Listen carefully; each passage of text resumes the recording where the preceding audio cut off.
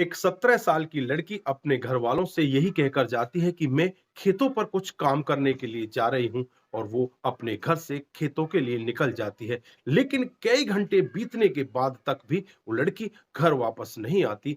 घर वालों को चिंता होने लगती है कि हमारी बेटी आज घर वापस क्यों नहीं आई है। फिर वो खेतों का रुख करते हैं और खेतों पर जो दृश्य देखते हैं, उस दृश्य को देखकर उनकी आंखें फटी की फटी रह जाती हैं कि यहाँ पर तो उनकी लड़की के कपड़े फटे हुए हैं और ये यहाँ पर मृत अवस्था में, लहूलुहान अवस्था में पड़ी हुई है।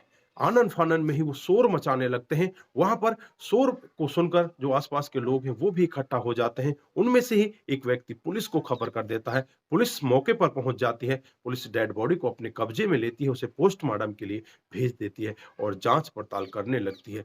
जब जाँच-पड़ताल की जाती है, तो एक इतना बड़ा खुलासा होता है, उस लड़की का सगा चाचा ही उसका कातिल होता है। दोस्तों, जब पूरी घटना सामने आती है, पूरी घटना का खुलासा होता है, तो हर कोई व्यक्ति उस चाचा के ऊपर थू-थू करने लगता है कि चाचा भी ऐसा हो सकता है। आइए दोस्तों, जानते हैं पूरा मामला क्या था, किस वजह से चाचा ने उस लड़की को मौत के घाट उतार दिया था। नमस्कार, जय हिंद। आप देख रहे हैं एपीएच न्यूज़ राहुल रावत के साथ। तो दोस्तों, आज की जो हकीकत की घटना आपको बताने जा रहा हूँ, उत्तर प्रदेश में एक जिला पड़ता है झांसी। ये झांसी की ही आदिवासी कॉलोनी की एक हकीकत की घटना है। यहाँ पर 17 साल की एक लड़की अपने माता-पिता के साथ बड़े आराम से रहा करती है। पड़ोस में ही उसका एक चाचा भी होता है। वो आराम से बहुत बन-ठन के रहा करती है। लड़की का जो हिसाब होता है कि अपने आप को सुंदर दिखाए, सबके साथ अच्छी तरह से बातचीत करे। उसका व्यवहार ही कुछ ऐसा था कि वो सब लोगों को खुश देखना चाहती थी। सबके साथ हँसी-मज़ाक करती, सबके साथ बातचीत करती और खुद को भी इस तरह से मेंटेन करती, सामने वाले देखकर उसकी खूबसूरती का दीवाना हो जाता है। एक दिन का वाक़या होता है, जब वो अपने खेतों पर घर से जाती है और फिर वापस ही नहीं लौटती। घर वाले बहुत ज़्यादा परेशान हो जाते हैं। परेशान होकर जब खेतों पर पहुँचते हैं, तो उन्हें उनकी बेटी की डेड बॉडी मिलती है। आनन-फानन में ही वहाँ पर पुलिस पहुँच जाती है। पुलिस डेड बॉडी को उठाकर पोस्टमार्टम के लिए भेज देती है। उसके बाद जाँच-पड़ताल में लग जाती है। तमाम तरह के जाँच-पड़ताल की जाती है। सभी एंगलों से जाँच-पड़ताल की जाती है, लेकिन कहीं से भी कोई खुलासा नहीं हो पाता। 3-4 दिन इसी तरह से बीत जाते हैं और जब पोस्टमार्टम की रिपोर्ट आती है, तो पता चलता है कि इस लड़की के साथ में गंदा काम हुआ है और गला दबाकर इसकी हत्या कर दी गई है। इसके सर पर भारी वस्तु से वार किया गया है।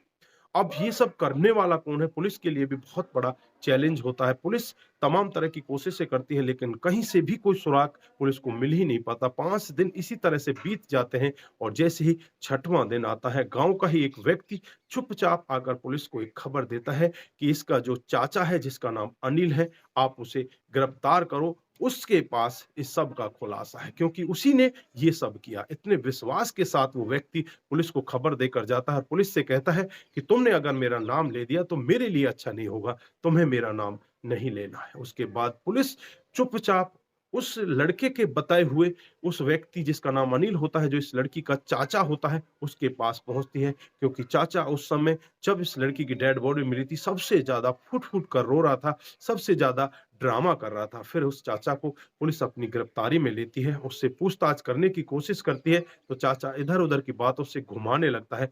लेकिन जब पुलिस का रवैया, पुलिस का डंडा देखता है, तो थोड़ी देर में टूट जाता है और एक ऐसा सत्य बताता है जिसे हर कोई व्यक्ति सुनकर दंग हो जाता है। वो बताता है कि साहब, मैं अपने फ़ोन में पॉर्न वीडियो देखा करता था और पॉर्न वीडियो देखकर मेरा दिमाग इस तरह से खराब हो गया कि मुझे लगा कि जो भी मुझे मिल जाए उसके साथ मुझे ये सब करना है जो मैंने इस वीडियो में देखा है। अब एक दिन का वाक़या होता है, जब ये लड़की खेतों पर जाती है, तो मैं इसके पीछे-पीछे हो लेता हूँ। घर पर बैठकर मैं पोर्न वीडियो देख रहा था। अब मुझे लगा कि ये लड़की अकेली खेतों पर जा रही है। मेरे दिमाग में ये तक भी नहीं रहा कि ये मेरी बेटी है या मेरी भतीजी है। मैं ये सब भूल चुका था और खेतों पर जाकर भी मैं वीडियो देखता हूँ और वीडियो देखने के बाद मेरे दिल और दिमाग पर इस तरह से वासना सवार कर देती है। मैं इस लड़की के साथ छेड़खानी करने लगता हूँ, इसे पकड़ने लगता हूँ, इसके साथ ज़बरदस्ती करने लगता हूँ, इसके कपड़ों को उतारने लगता हूँ। ये लड़की मेरा विरोध करती है और विरोध में भी ये मेरे ऊपर भारी पड़ने लगती है और जिस तरह से ये मेरे ऊपर भारी पड़ती है, मुझे लगता है कि शायद अब ये तुझे मार ही डालेगी। मुझे लगता है कि अगर मैं इसको यहाँ पर ज़िंदा छोड़ दूँ, तो ये गाँव में जाकर सबको बता देगी, तेरी बहुत बड़ी बदनामी हो जाएगी। क्यों ना अब तू इसे रास्ते से हटा दे।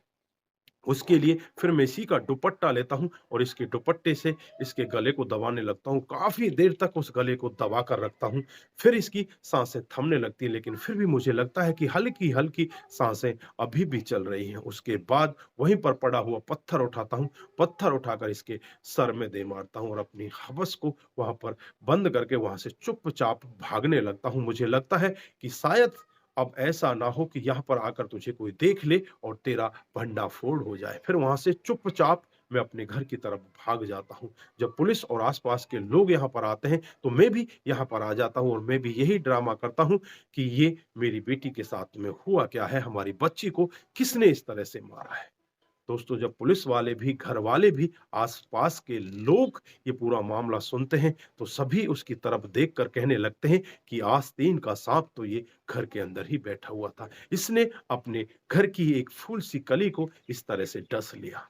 लोग-बागों का तो यहाँ पर गुस्सा इतना ज़्यादा बढ़ जाता है, पुलिस से उसको छुड़ाकर मारने वाले होते हैं, लेकिन पुलिस यहाँ पर इस व्यक्ति को इन लोगों से बचाकर ले जाती है और उसके खिलाफ तमाम धाराएँ लगा दी जाती हैं और उसे जेल के अंदर बंद कर दिया जाता है। लेकिन यहाँ पर लोग-बागों का गुस्सा सातवें आसमान पर होता है कि एक चाचा अपनी भतीजी के साथ ऐसा भी कर सकता है और एक पॉर्न वीडियो की वजह से ऐसा काम हुआ, ऐसी घटना को अंजाम दिया गया। दोस्तों, जो ये पॉर्न वीडियो मोबाइल पर आया करती हैं, जो पॉर्न साइट हैं, क्या ये बंद नहीं होनी चाहिए? अगर ये बंद होंगी तो इनको देख ही कैसे पाएँगे? दोस्तों, हमारी राय तो यही है, हमारी सरकार से भी यही रिक्वेस्ट है कि ऐसी साइटों पर बैन लगा देना चाहिए, ऐसी साइट किसी के मोबाइल में भी ओपन ही ना हो। क्या राय है? आप क्या कहना चाहते हैं? और इस चाचा को आप किस तरह की सज़ा में देखना चाहते हैं? आपकी जो भी राय है, एक बार कमेंट बॉक्स में ज़रूर दीजिएगा। दोस्तों, आज के लिए बस इतना ही, फिर मिलते हैं किसी नए मूड के साथ।